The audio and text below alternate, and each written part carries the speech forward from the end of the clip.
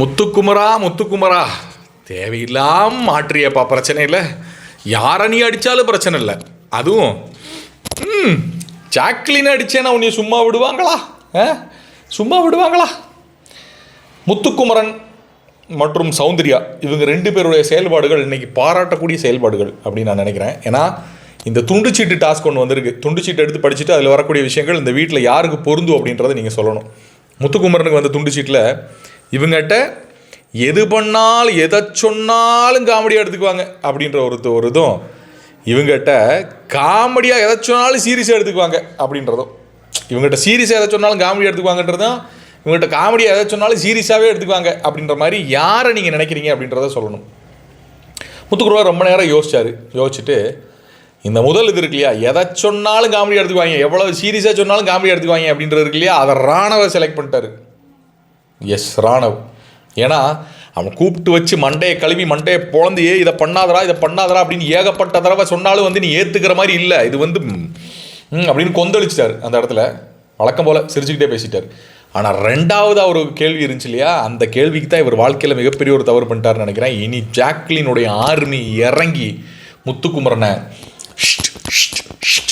பண்ண போகிறாங்க. ஏன்னா இவங்ககிட்ட எதை சொன்னாலும் இவங்க எதை காமெடியாக சொன்னாலும் சீரியஸாகவே எடுத்துக்குவாங்க அப்படின்னு ஜாக்லின் ஒரு போர் போட்டார். எனக்கு தெரிஞ்ச அளவுக்கு என்னுடைய எக்ஸ்பீரியன்ஸில் நான் பேசினது அளவுக்கு இதுதான் காரணம் என்று சொல்லிவிட்டார். அவ்வளோதான், வெளுக்க போகிறாங்க. ஸோ முத்துக்குமரனுடைய புரிதல் எப்படி இருக்குது அப்படின்றத பாருங்கள்.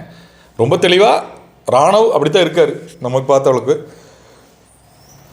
சில நேரங்களில் உள்ளே இருக்கக்கூடிய ஆட்கள் அவங்கள எப்படி புரிஞ்சு வச்சுருக்காங்க, அந்த கண்டஸ்டன்ட் அவங்க எப்படி புரிஞ்சு வச்சுருக்காங்களோ அது வெளியே இருக்கக்கூடிய ஆட்கள் நம்மளும் புரிஞ்சு வச்சுருந்தோம் அப்படின்னா நம்ம கனெக்ட் ஆகும். ஸோ முத்துக்குமரன் ரொம்ப தெளிவாக புரிஞ்சு வச்சுருக்காரு. ஜாக்லின் அதை சீரியஸாக எடுத்துக்கல. என்னை பொறுத்தளவுக்கு சீரியஸாக எடுத்துக்கிற மாதிரி நடிக்கிறாங்க கண்டென்ட்டுக்காக. ஜாக்லினோட மெச்சூரிட்டிக்கு ஜாக்லினுக்கு தெளிவாக தெரியும், எதை சொன்னாலும் சீரியஸாக எடுத்துக்க வேண்டியதில்லை. பிக் பாஸ் வீட்டுக்குள்ளே இருக்கும் அப்படின்றதுக்காக she is making A content, she is a fake contestant அப்படின்னு நான் சொல்கிறேன். வாங்க சீக்கிரம் வாங்க ஜாக்லின் சப்போர்ட்டர்ஸ், கமெண்ட் செக்ஷனுக்கு வாங்க. ஸோ உங்களோட கருத்துக்கள் என்னென்னு கமெண்ட் செக்ஷனில் பதிவு பண்ணுங்கள். நீங்கள் கழுவி ஊற்றி கூட போகலாம். இன்னொரு இடத்துல சௌந்தர்யா முத்துக்குமரனுக்கு ஒரு சூப்பரான ஒரு ஹிண்ட் ஒன்று கொடுக்குறாங்க. இந்த வீட்டுக்குள் யாரை நம்பி எதையும் சொல்லக்கூடாது, இவன்ட்டு எதை சொன்னாலும் வேஸ்ட்டு அப்படின்ற மாதிரி என்ன, அதாவது ஒரு ஆளை நம்பி எதையும் சொல்லக்கூடாது, இன்னொரு ஆள்கிட்ட அவன்ட்டு எதை சொன்னாலும் வேஸ்ட்டு அப்படின்ற மாதிரி ரெண்டு பேரை செலக்ட் பண்ணும். ரொம்ப யோசித்த சௌந்தர்யா இந்த ஆளை நம்பி நீங்கள் யாருமே எதுவுமே சொல்லக்கூடாது அப்படின்னு சாச்சனாவை போட்டு விட்டாங்க. முத்துக்குமரன் ஃபேஸுக்கு ஒரு டைட் வைக்கப்பட்டது, சாச்சனாவோட ஃபேஸுக்கு ஒரு டைட் வைக்கப்பட்டது. சாச்சனா அதுக்கு எக்ஸாம்பிள் சொன்னது தான் ரொம்ப அழகாக இருந்தது.